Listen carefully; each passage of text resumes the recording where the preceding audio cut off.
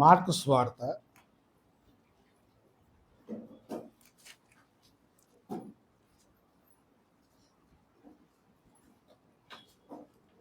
15వ అధ్యాయము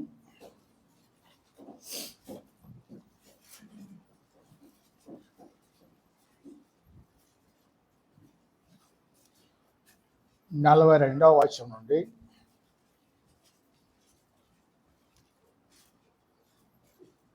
46వ వచనం వరకు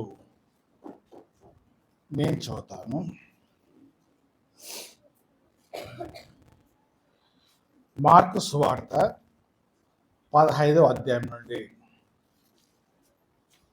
42 నుండి 46 వచనాలు చదువుతున్నాను. ఆ దినము సిద్ధపరచు దినము అనగా విశ్రాంతి దినమునకు పూర్వ దినము కనుక సాయంకాలం అయినప్పుడు అరిమతయి యోసేపు తెగించి పిలాతు వద్దకు వెళ్ళి యేసు దేహము తనకిమ్మని అడిగాను. అతను ఘనత వహించిన సభ్యుడై దేవుని రాజ్యం కొరకు ఎదురు చూచున్నాడు. పిలాతు ఆయన ఇంతలోనే చనిపోయినా అని ఆశ్చర్యపడి ఇక శతాధిపతిని తన యొద్దకు పిలిపించి ఆయన ఇంతలోనే చనిపోయినా అని అతన్ని అడిగాను. శతాధిపతి వలన సంగతి తెలుసుకొని యోసేపునకు ఆ శవము అప్పగించను. అతను నారబట్టకొని ఆయన దింపి ఆ బట్టతో చుట్టి బండిలో తొలపించిన సమాధి యందు ఆయనను పెట్టి ఆ సమాధి ద్వారం మనకు రాయి పొర్లించను.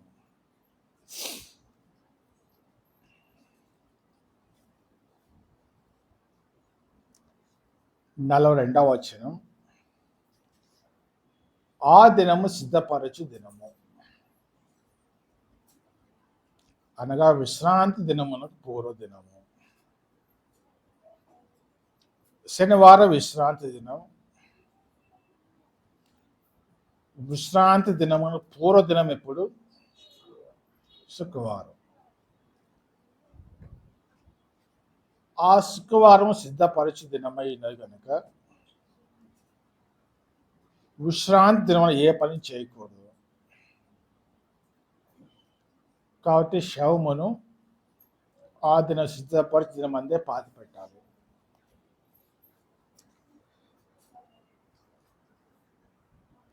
గనుక సాయంకాలం అయినప్పుడు,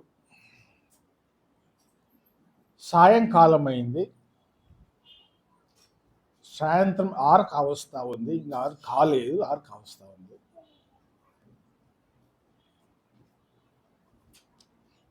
సిలువ చెంత ఇప్పుడు ఎవరు లేరు. గురువారం రాత్రి యేసు అప్పగించబడినప్పుడు శిష్యులు ఆయన విడిచిపెట్టిపోయారు. యేసు ప్రభు 12 మంది శిష్యులు. ఆ 12 ముఖ్యులు ఎవరనగా పేతురు, యాకోబు, యోహాను. ఈ ముగ్గురిని ఇన్నర్ సర్కిల్ డిసైపుల్స్ అని అంటారు. ఎందుకంటే యేసుతో పాటు అది ప్రతి స్థలంలో కూడా ఉన్నారు. మిగతా వారు ఉన్నారు, కానీ కొన్ని చోట్ల ఈ ముగ్గురే ఉన్నారు, మిగతా వారి దూరంగా ఉన్నారు. గెత్సెమనే వనంలో కూడా ముగ్గురే యేసు సమీపాన ఉన్నారు. పేతురు, యాకోబు, యోహాను. అయితే ఆ రాత్రి శిష్యులను వదిలిపెట్టిపోయారు. పేతురేమో చిన్నదంటుంది, నీవు అక్కడ ఉంటివి కదా. పేతురు భయపడతా ఉన్నాడు. శిష్యులు విడిచిపోయారు. అయితే యేసు శిలువ మరణించినప్పుడు ఒక యోహాను మాత్రమే అక్కడ ఉన్నాడు. యోహాను, యేసు తల్లి అయిన మరియ, మరికొందరు సోదరిమణులు ఉన్నారు.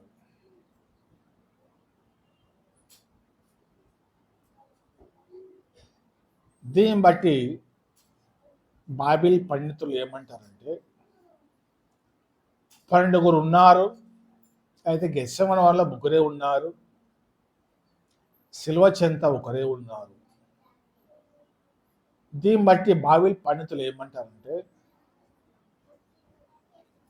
If you come closer to the cross, the lesser the strength will be. మిగతా వారు భయపడిపోయి పారిపోయారు. ఒక యోహాన్ మటుకే ఉన్నాడు. యేసు మరి కూడా మరి సోదరిమణులకు ఉన్నారు. ఇప్పుడు యోహాన్ కూడా అక్కడ లేడు. సాయంత్రం అవుతా ఉంది. యోహాన్ ఉన్నట్టుగా మనకి రాయబడలేదు. బహుశా వెళ్ళిపోయి ఉండవచ్చు, లేదా ఎక్కడ ఉండొచ్చు. కానీ యోహాన్ ఇక్కడ కనపడలేదు. ఎవరు కనబడుతున్నారు? యోసేపు, నికోదేములు మటుకే ఉన్నారు.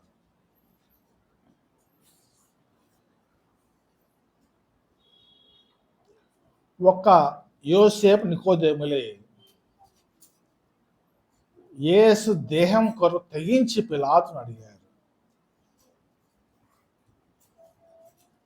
తెగించుటనగా డేర్, భయపడక పెరిగి పందులుగా కాక సింహం వల్లే తెగించుట అని అర్థం చేసుకోవాలి. పిలాతో మాట్లాడంటే అంత ఆషామాషి కాదు. ఈ అరిమత యోసేపు, నికోదేములు కూడా రహస్య శిష్యులే.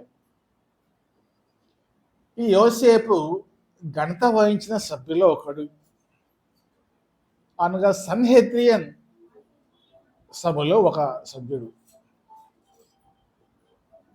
అయితే వారి ఆలోచనలకు సమ్మతి చెప్పలేదు యోసేపు. ఆ మహాసభ వారు కూడా యేసును చంపమని తీర్మానం చేసిన వారు. అయితే ఆ తీర్మానంను, వారి ఆలోచనను ఏకీభవించలేదు యోసేపు.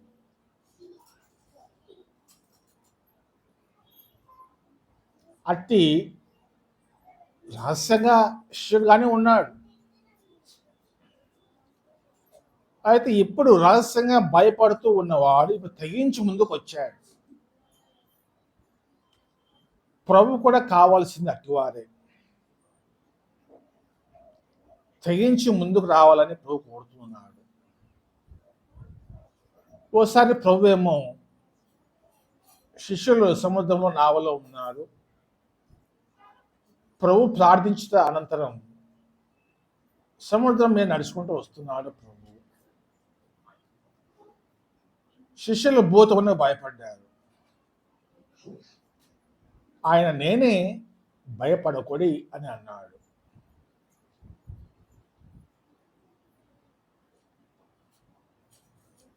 అప్పుడు పేతురు అంటున్నాడు, ప్రభువా, నీవైతే నీ వద్దకు వచ్చుటకు నాకు సెలవిమ్ము అని అన్నప్పుడు ప్రభు రమ్మంటాడు. అప్పుడు పేతురు పడవ దిగి నీళ్ళ మీద నడుచుకుంటూ వచ్చాడు.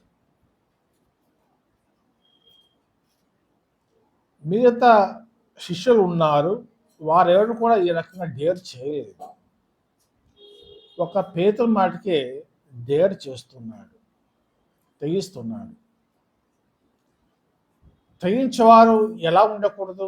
తెగించిన వారు ప్రభు కొరకు, తెగించిన వారు ప్రభు కొరకు, ప్రభువు వెంబడిస్తున్న వారు, ప్రభు కూడా సాక్షిగా జీవించేవారు ఎలా ఉండకూడదు?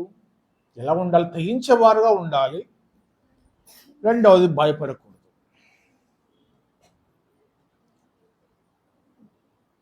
గాలి వీచింది. పేతురు గాలిని చూసి భయపడి సముద్రంలో మునిగిపోతున్నాడు. ప్రభువుని కేక వేస్తే మళ్ళా ప్రభు చేయి పట్టుకొని పైకి లేవనెత్తాడు. పేతురు మళ్ళా నీళ్ళ మీద నిలబడ్డాడు. ప్రభు కూడా ఇట్టివారు కావాలి, తెగించేవారు కావాలి, భయపడేవారుగా మనం ఉండకూడదు. ఎందుకు నీతిమంతుడు సింహం వల్ల ధైర్యంగా ఉండును. మనం భయపడకూడదు. ప్రభు కూడా తెగించేవారుగా ఉండాలి. అలా కాకుండా ఇంకా భయపడుతూ, వ్యక్తులకు భయపడుతూ, సమస్యలకు భయపడుతూ, సమాజాన్ని భయపడుతూ ఉంటే అది విశ్వాసికి తగిన గుణం కాదు. క్రీస్తుని విశ్వసించిన వారు ప్రభు కొరకు జీవించాలంటే ప్రభు కొరకు దేనైనా తెగించేవారుగా మనం ఉండాలి. అలాగున మరి పేతురు తెగించలేదు. ఈ సమయంలో ఏ శిష్యుడు కూడా ఆ తెగింపు రాలేదు. ఒక యోసేపు నికోదేములు తెగిస్తున్నారు. నేటి అంత దినంలో ప్రభుకు ఇట్టివారు కావాలి. బీజేపీ వారు అంటున్నారు 1 నేషన్ 1 ఎలక్షన్ 1 లీడర్ అని అంటున్నారు. అనగా రేపొద్దున బీజేపీకి పార్లమెంట్లో వారికి మెజార్టీ ఉంది, కానీ రాజ్యసభలో వారికి మెజార్టీ లేదు. అందుకోసం దక్షిణాది రాష్ట్రాల్లో కూడా వారు ఈసారి మెయిన్ ఫోకస్ చేశారు ఎన్నికల్లో. ఏ రాష్ట్ర కాంగ్రెస్ ఉందో వాళ్ళ మీద కేసులు బనాయించి వారి తమ తిప్పుకొని అలాగున మెజార్టీ కోసం ఎలా చేస్తూ ఉన్నారు. రేపొద్దున బిఏ ప్రభుత్వం అధికారంలోకి వస్తే, అనగా పార్లమెంట్లో రాజ్యసభలో వారికి సంపూర్తిగా మెజార్టీ వస్తే రాజ్యాంగంలో మార్పులు చేయాలని వారి ప్రణాళిక. కొత్త రాజ్యాంగాన్ని ఆర్ఎస్ఎస్ వారు 2017 సిద్ధం చేశారు.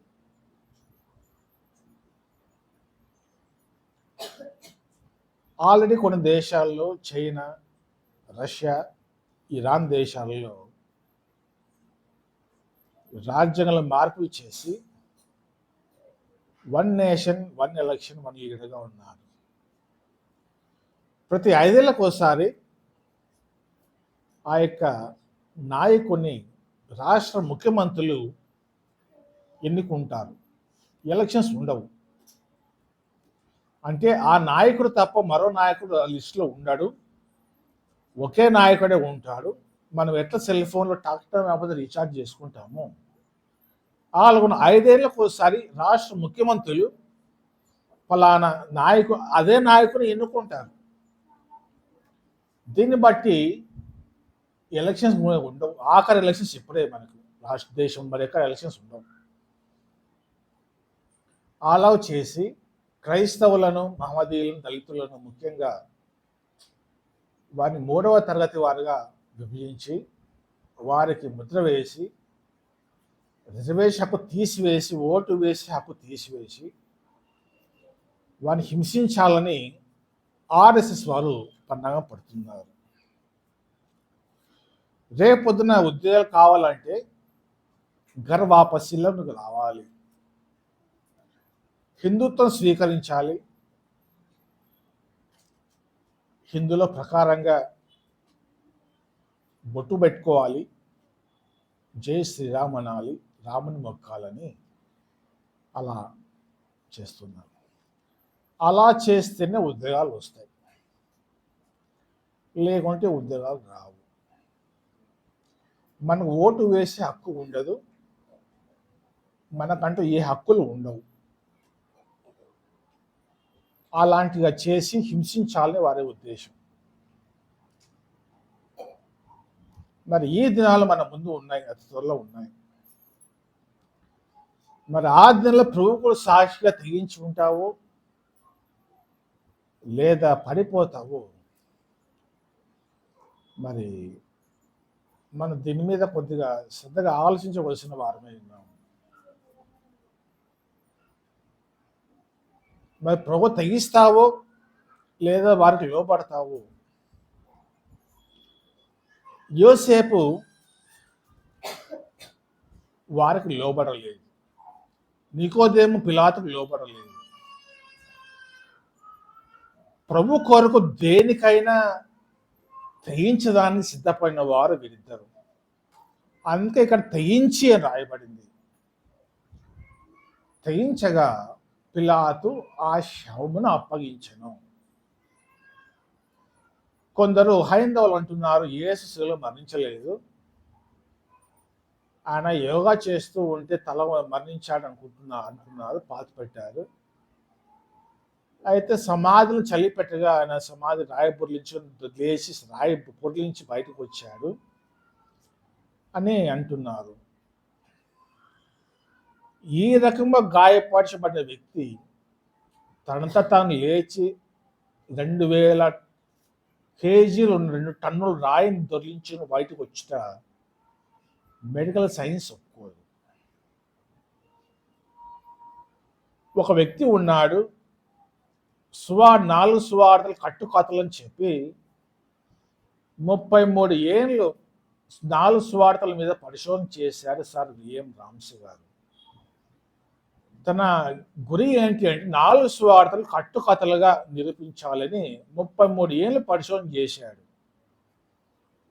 చివరికి సత్యాన్ని తెలుసుకొని యేసు ప్రభు నిజమైన దేవుడిని తెలుసుకొని the trust worthiness of new testament అనే పుస్తకాన్ని రాశాడు సార్ విలియం రామ్సీ గారు.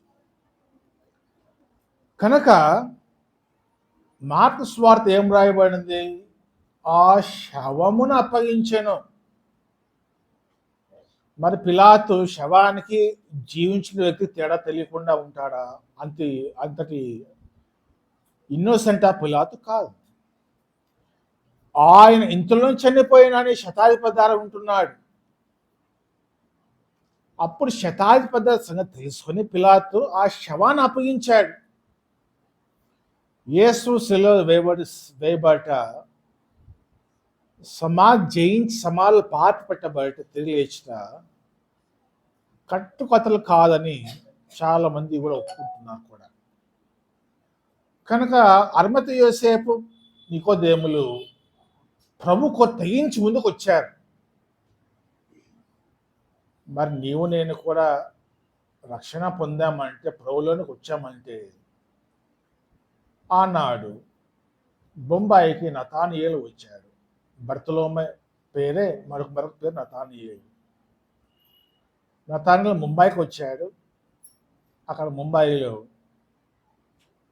యూదుల మధ్య సమాజ మందిరాన్ని నెలకొల్పాడు. ముంబైలోనే మార్కు సువార్తను గ్రీకు భాష మరి హెబ్రు భాషలోని తర్జుమా చేశాడు. ఆ తర్వాత తోమ భారతదేశానికి వచ్చి కేరళలో 7 సంఘాలు కట్టారు, కట్టి హస్తాక్షి అయిపోయారు. ఆనాడు నతానియేలు తోమాలు తెగించుకొని రాకుంటే మరి మన పని ఏంటి? వారు తెగించారు కనుకనే వారి సేవ ఫలం దారి నీవు నేను రక్షణలోకి వచ్చాను. మరి మనం ఏం చేయాలి? ప్రభు కూడా తెగించి అన్నిటికీ సిద్ధపడి తెగించి ముందుకు రావాలి. మన భారతదేశంలో నార్త్ ఈస్ట్ రాష్ట్రాలైన కొన్ని రాష్ట్రాలు ఉన్నాయి. 1972 ముందు ఈ యొక్క 5 రాష్ట్రాలు కూడా నాగాల్యాండ్, అస్సాం, మణిపూర్, మిజోరాం ఇవన్నీ కూడా అస్సాం రాష్ట్రంగా ఉండేవి. 1972లో ఇవి 10 రాష్ట్రాలుగా విడిపోయాయి. వీరు ఎవరనగా గ్యారో తెగవారు అంటారు వీరిని. వీరు మనుషుల తలలను వేటాడేవారు.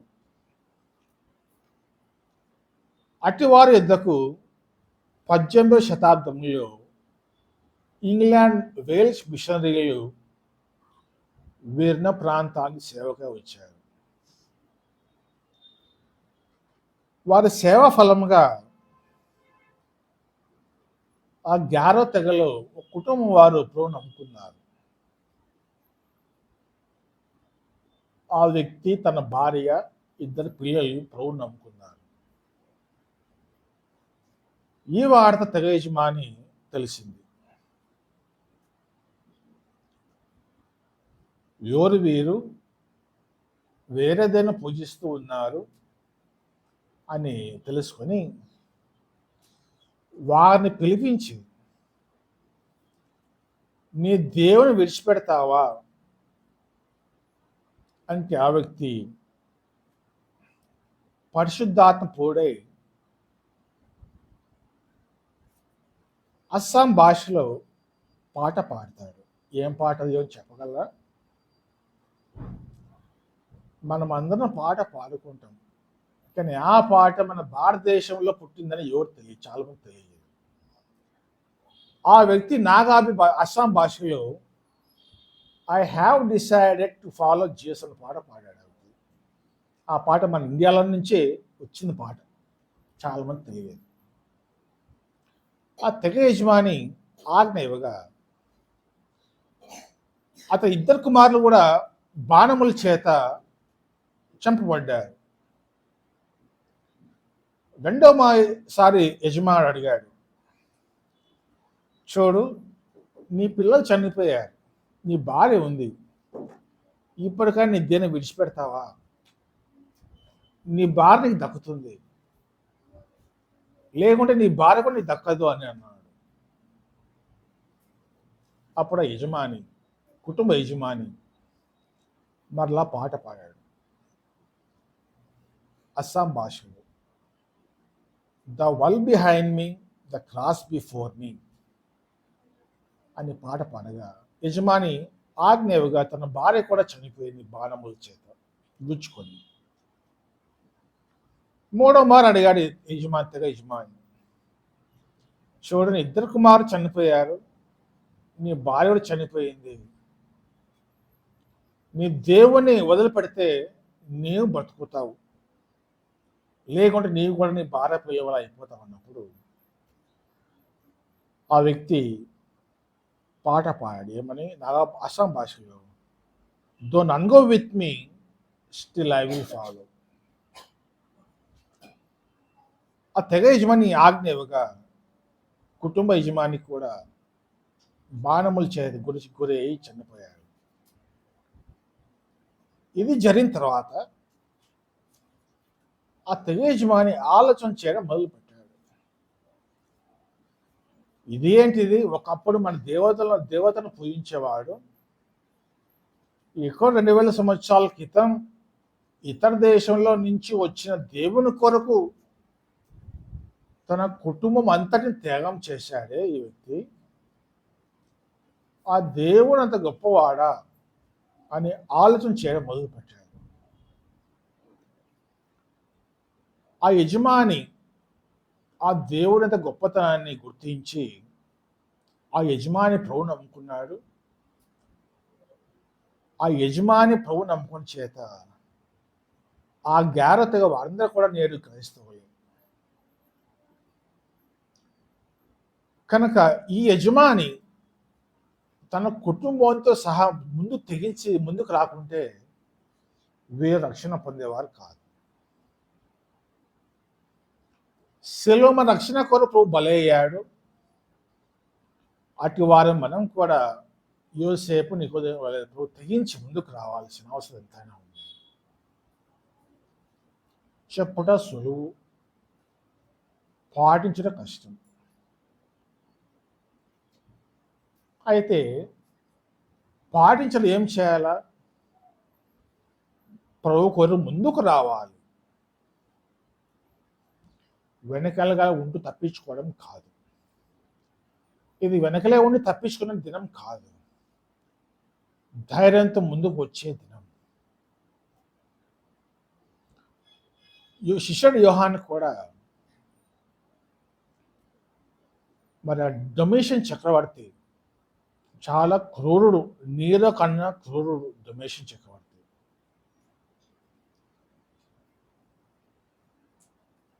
తన రాజ్యంలో ఉన్న వారందరూ కూడా వారి దేవతలను మానివేసి చక్రవర్తిని పూజించాలి ఒక ఆజ్ఞ జారీ చేశాడు. అప్పుడు యోహాను మరి చక్రవర్తి పూజించకుండా ఉంటే యోహాను అడిగారు చక్రవర్తి, ఏమిటి నన్ను పూజించలేదు నీవు అంటే, నా కొరకు సెలవు ఏసి నిన్ను పూజిస్తాను కానీ నిన్ను పూజించను అన్నాడు. అప్పుడు ఈ చక్రవర్తి ఏమన్నాడంటే, అప్పుడు యోహాను ఏమన్నాడంటే, then I will be forever with my lord అన్నాడు. ఆ చక్రవర్తి అలా అని చెప్పి పద్మాస్ ద్వీపాన్ని పంపిస్తారు. చరిత్ర ఏం చెప్తుందంటే, యోహాన్ పద్మాస్ ద్వీపంలో 18 నెలలు గడిపినట్టుగా చరిత్ర రాయబడింది. ఆ పద్మా ద్వీపంలోనే యేసు ప్రత్యక్ష ద్వారా యోహాను ప్రకటన గ్రంథం రాశాడు. చివరి డొమిషన్ చక్రవర్తి చనిపోయిన తర్వాత అతని కుమారుడు నెర్వ రాజవగా చక్రవర్తి కాగా, ఆ నెర్వ కాలంలో రాజ్యకాలంలో యోహాను చెరనుడి పద్మా ద్వీపం నుంచి విడిపించబడ్డాడు. ఒక యోహాను మటుకే శిష్యులు, మిగతా శిష్యులు హతసాక్షులు అయిపోయారు. ఒక యోహాను మటుకే శ్రమలైతే పొందాడు, సరసర కాయనంలో వేయబడినా కూడా యోహాను చనిపోలేదు. అయితే యోహాను తన నిండు 100 ఏళ్ల వయసులో సాధారణ మరణం పొందాడని రాయబడింది. కనుక యోహాను కూడా ప్రభు కూడా తెగించి క్రూడైన డయోక్లీషియన్ చక్రవర్తి ముందు నిలబడ్డాడు. మరి ప్రభు నమ్మిన నీవు ప్రభు కొరకు జీవించాలనుకున్న నీవు ప్రభువు తెగిస్తావా అనే ప్రశ్న మనం వేసుకుందాం. ఆనాడు అనేకులు కూడా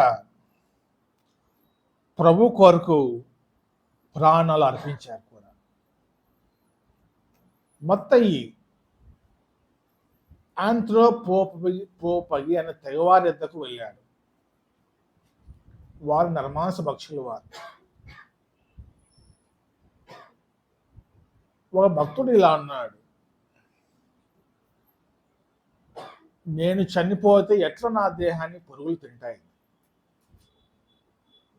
మరి ప్రభు కొరకు నా దేహమును నరమాంస భక్షులు ఎందుకు తినకూడదు అని వారి మీద సేవకు వెళ్ళాడు భక్తుడు. మొత్తం కూడా ఆంథ్రోపోపగి అనే తెగ వద్దకు వెళ్ళాడు. వారు నరమాంస భక్షులు. వారు అలా వెళ్ళగా వారు మొత్తం కళ్ళ ఊడబెరికి ఒక చెక్క కట్టివేసి 30 దినములు అయిన తర్వాత వారి దేవతకు బలి ఇవ్వాలి అనుకున్నారు. వారు కళ్ళు ఊడబెరికేశారు. 28 రోజులు అయింది. ఇంకా 2 రోజులు అయితేనే యోహాను మత్తయిను బలి ఇస్తారు వారి దేవతకు. ఆ సమయం తోమ భారతదేశానికి వస్తూ ఉండగా తుఫాను రేగా తోమ పడవ ఈ తెగవారి వద్ద ఉన్న తీరానికి కొట్టుకొని వచ్చింది.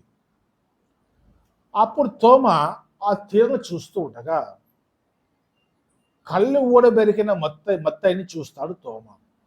చరిత్రలో ఉంది. నాది నోడ్చుకోవడం కావాలంటే నేను పంపిస్తాను వాట్సాప్లో కూడా శిష్యుల జీవితాలు. అప్పుడు తోమ చూచి మత్తయిని రక్షిస్తాడు. రక్షించి సేఫెస్ట్ ప్లేస్కి తీసుకెళ్ళగా మొత్తయి మరలా ఆ తెగవారికి వెళ్ళిపోయాడు, సేవకి వెళ్ళిపోయాడు. రక్షణ తన ముఖ్యం కానీ తన ప్రాణం తన లెక్క చేయలేదు. మొత్తయి చనిపోయినా పర్వాలేదు, క్రీస్తును ప్రకటించాలి ఆయన తెగింపుతో మొత్తయి ముందుకు వచ్చాడు. మొత్తే మరలా తెగ వారి వద్దకు రాగా మరి ఈసారి మొత్తను బంధించి తన చుట్టూ గొర్రె మరి జంతువుల చర్మమును కప్పి తారు పోసి అగ్ని ముట్టించారు వారు. ఆ అగ్ని విస్తరిస్తూ ఆ అగ్ని రాజును వెంటాడిందంట. ఆ రాజు వెంటాడిందంట అగ్ని. అప్పు మొత్తం లేచి ఆ అగ్నిని గద్దించగా అగ్ని రాజు కోటను చుట్టుకున్న అగ్ని ఆరిపోయింది. అప్పుడు మొత్తం హత్సాక్షి అయిపోయాడు. ఆ రాజు ఆలోచన చేశాడు, ఇదేంటి, నేను చంపాలనుకున్న వ్యక్తి ఆ అగ్ని నన్ను చుట్టుకొనగా అగ్నిని ఆర్పి నన్ను కాపాడాడే అని ఆలోచన చేసి ఎవరు ఆ వ్యక్తి తను చనిపోతే తన ప్రాణం లెక్క చేయకుండా నా ప్రాణం కొరకు ఆలోచన చేసి నా ప్రాణం కాపాడాడే, తన ప్రాణం లెక్క చేయకుండా నా ప్రాణం కొరకు నా ప్రాణాన్ని తెగించాడే అని చెప్పి అలాగున తర్వాత దినములలో యేసును నమ్ముకున్నాడు తెగ యజమాని.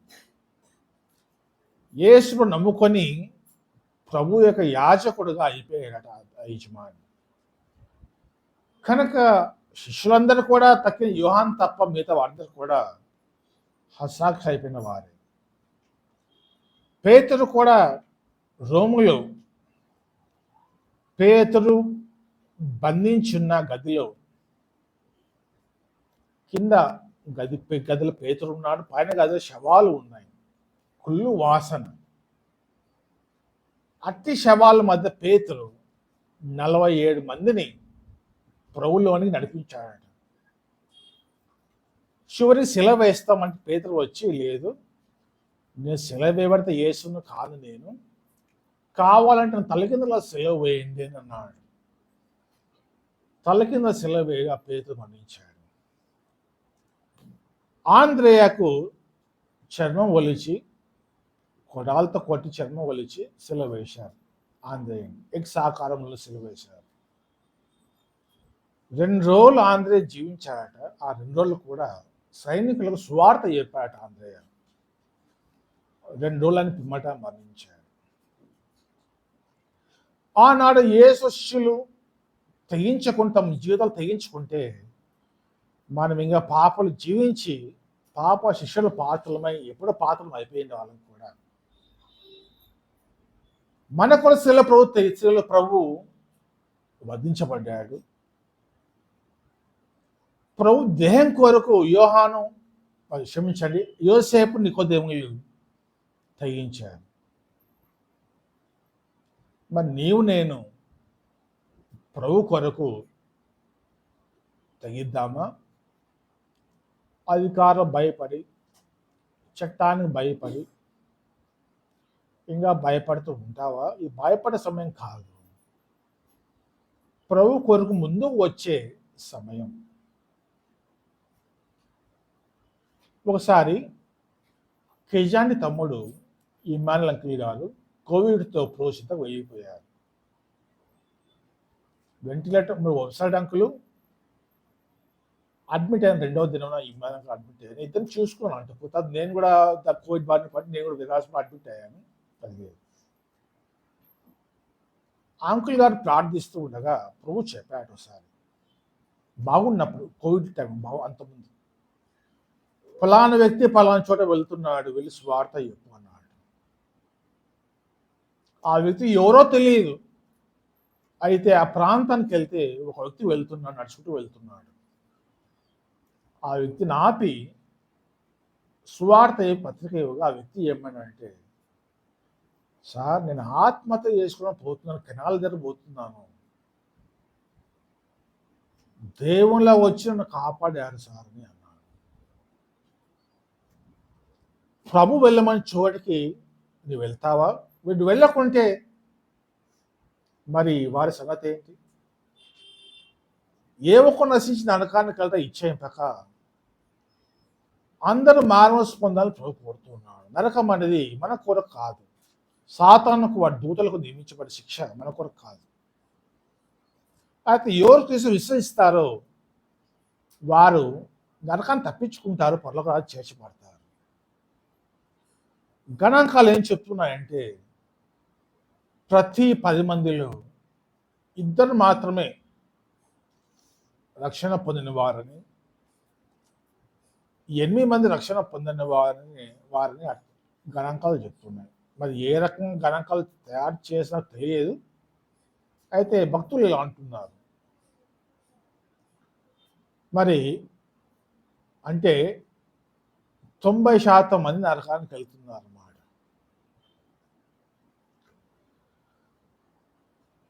పది శాతం మంది మాత్రమే పరదేశకి వెళ్తున్నారు.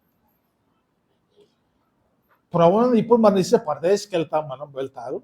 రెండవ రాకల్లో మన పరలోకాన్ని చేర్చాం. ఇంకా పరలోకానికి ఎవరు లేరు. చనిపోయిన పరిశుద్ధులు పరదేశకి వెళ్తారు.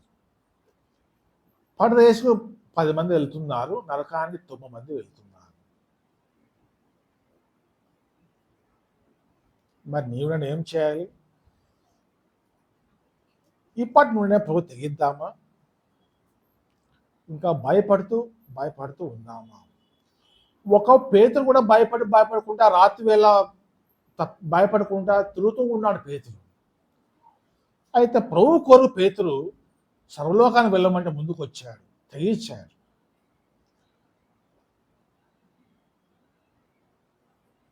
మరి మన జీతం ఏంటి? మనం ఏం చేస్తున్నాం? మనం ఏం చేయాలి? ఇందా మనం చూసుకున్న వాక్యములు, జీవించే వాళ్ళకి మీరు తమ కొరకు కాక తమ నిమిత్తం మృతిపొంది తిరిగి లేచిన వాని కొరకు మనం జీవించబద్ధులమై ఉన్నాం. మరి మనం అలా జీవిస్తూ ఉన్నామా? యోసేపు గురించి రాయబడిన మాట ఏంటంటే సజ్జనుడు నీతిమంతుడు అని రాయబడింది. సజ్జనుడు అంటే అర్థం ఏంటంటే మంచివాడు అని అర్థం. యోసేపు మంచివాడు సాక్ష్యం తెచ్చుకున్నాడు. మరి మన సాక్ష్యం ఎలా ఉంది? ఇంట్లో సాక్ష్యం ఏముంది? సమాజంలో సాక్ష్యం ఏముంది? ఉద్యోగంలో, వ్యాపారం మన సాక్ష్యం ఎలా ఉంది? యోసేపు మంచివాడు సాక్ష్యం తెచ్చుకున్నాడు. ఇటువారి మధ్య యేసును సిలువ వేయాలని తీర్మానించే వారి మధ్య ఉన్నాడు, కానీ మంచివాడుగా సాక్ష్యం తెచ్చుకున్నాడు. ఒక వ్యక్తి ఇలా అన్నాడు, సార్ మీ నాన్న దేవుడు సార్. ఎందుకంటే బీదలందరికీ మరి ఎటువంటి భేద లేకుండా పట్టాలు ఇచ్చాడు మీ నాన్నగారు, దేవుడు అని అన్నారు. మనుషులు దేవుళ్ళ కాలేరు. అయితే అంత మంచివాడు మీ నాన్నగారిని సాక్ష్యం ఇచ్చాడు. ఒకసారి నేను పని నిమిత్తమై సచివాలయానికి వెళ్ళాను. నా స్నేహితుతో కలిసి వెళ్ళాను. ఆ అధికారి మన విశ్వాసే. అధికారి తన మాట చెప్తున్నాడు. ఫలానా ఆయన దరిద్రుడు అంటున్నాడు. ఆయన గురించి చెప్తూ దరిద్రుడు అంటున్నాడు. అంటే ఏ సాక్షి తెచ్చుకున్నాడు? చెడ్డ సాక్ష్యం తెచ్చుకున్నాడు. అవినీతిపరుడు, లంచగొండి, చెడ్డ పేరు తెచ్చుకున్నాడు. ప్రోపిల్లమైన మనం ఏ పేరు కలిగిన వారంగా ఉండాలి? దాని ఎలా చూస్తే ఏ నేరమని కనుగొలేకపోయారు. ప్రభు కాసి ఏదన్నా పెయ్య కూడా ఏ మచ్చలు లేకుండా, మరకలు లేకుండా ఉండాలి. ఆ ప్రభుకు ఆ పెయ్య కావాలి. యూదులు కూడా బలి ఇచ్చే సమయంలో ఆ పశువును గమనిస్తారు. ఒక నల్ల మచ్చ ఉన్నా కూడా ఆ పశువు బలి ఇవ్వరు. నల్లని వెంట్రుక ఒకటి ఉన్నా కూడా ఆ పశువును బలి ఇవ్వరు. తెల్లనిదే ఉండాలి. ప్రభు బిడ్డ మనలో కూడా ఏ మచ్చలు మరకలు ఉండకూడదు. అప్పుడే తెగించి ముందుకు రావడానికి సాధ్యమవుతుంది. కానీ మచ్చలు మరకలు పెట్టుకొని తెగించి ముందుకు వస్తే సాధ్యం కాదు. దానియేలు 120 మంది అధిపతులలో 3 ప్రధానులు దానియేలు. ఆ దానియేలు దినమునకు 3 మార్లు ప్రార్థించేవాడు. మరి ఏ లోపు కనుగొందామంటే ఏ లోపల కనుగొనలేకపోయారు. చివరికి ఒక ఆలోచనకు వచ్చారు. అతను ప్రార్థన జీవితం కాక బట్టి ప్రార్థన జీవితం ఆపివేస్తే మరి లోపం కనుగొనవచ్చు అన్నారు. మరి ఆజ్ఞ జారీ చేశారు రాజుని అడిగి. 30 దినముల వరకు ఎవరు కూడా తమ దేవులను పూజించకూడదు. పూజిస్తే సింహగుహలో వేయబడాలని ఆజ్ఞ జారీ చేశారు. దానిలో ఏం చేశాడు? తన ఇంటి పై గది వెళ్తే ఏమున్నాయి? అక్కడ గదులు ఏమున్నాయి చెప్పగలరా? పై గదులు ఏమున్నా చెప్పగలరా? తెరవబడి ఉన్న కిటికీలు ఉన్నాయి. దానిలో ముమ్మారు మోకాల్లోని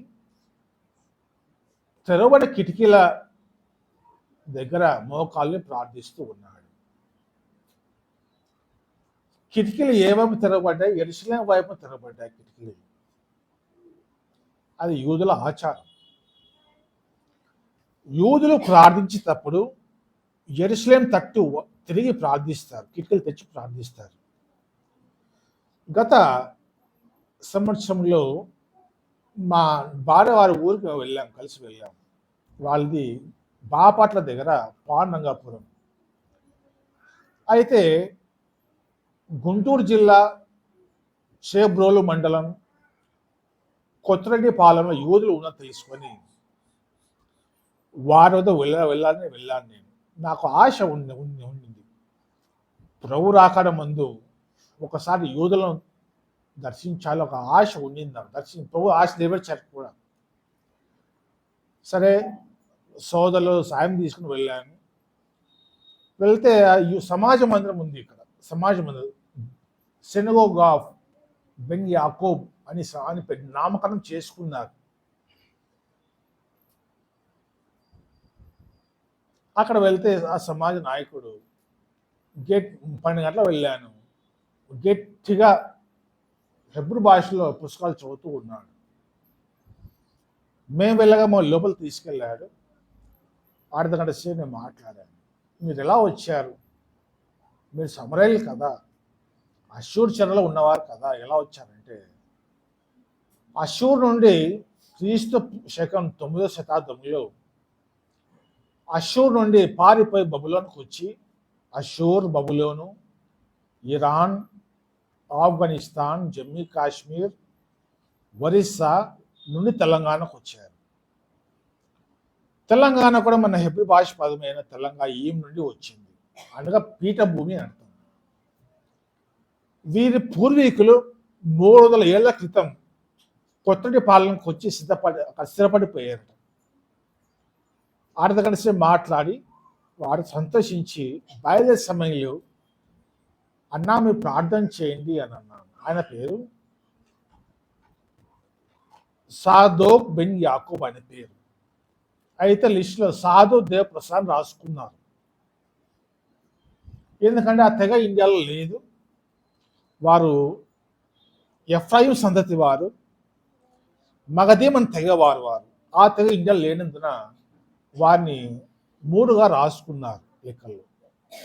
సరే ప్రార్థన చేయమంటే వారు నాకంటే కొద్ది ముందుగా అక్కడ కిటికీ వైపు ఎదురు నిలబడ్డారు. నన్ను ఒకరు రమ్మన్నారు. వెళ్ళాను, దగ్గర వెళ్ళాను.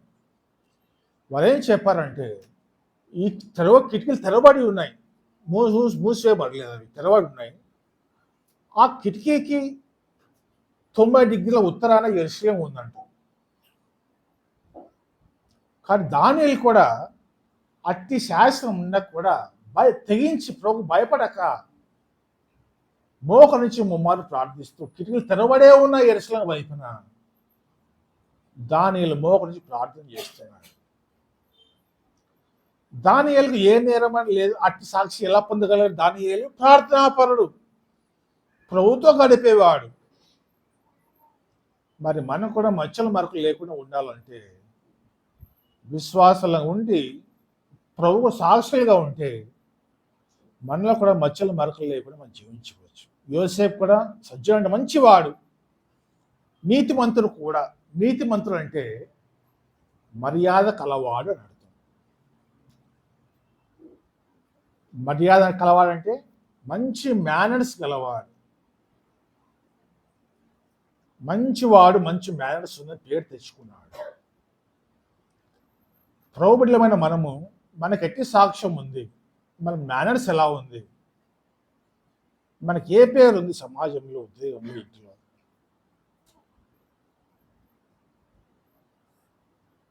కొందరు ఉంటారు ఎవరు చూడలేని లంచం తీసుకున్న వారు మన క్రైస్తవులే ఉన్నారు. సంఘ పెద్ద మీద నేరం ఉంది, నేర రూపణ ఉంది. లంచం ఎవరి లంచం తీసుకున్నాడంటే ఆ సంఘంలోని వ్యక్తి నుంచి లంచం తీసుకున్నాడని ఆ వ్యక్తి తెలియదు, ఇచ్చిన వ్యక్తి కూడా తెలియదు. ఒకరు ఇద్దరు సంఘంలో ఎదురయ్యారు. ఏం పేరుంది? లంచగొండి అని పేరుంది. మరి ఇక యోసేపు చూస్తే మంచివాడు, మర్యాద కలవాడు.